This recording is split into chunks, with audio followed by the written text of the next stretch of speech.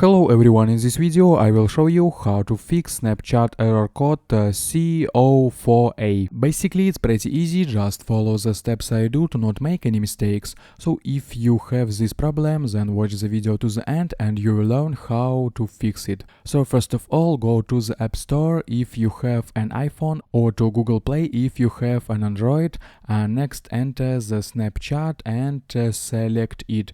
As you can see, I can immediately open the applications because I have the latest version installed, which no longer has this error. If you have an update button, then click it and update your Snapchat.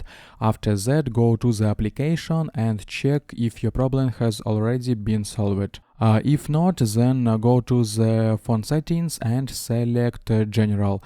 Then find iPhone storage. Android also has data storage. Then scroll down and select Snapchat.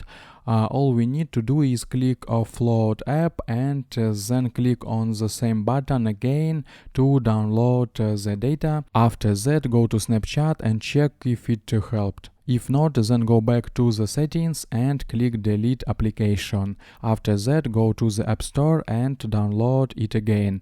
Then we check and your applications should work well. You can also try restarting your phone. This may also help solve your problem.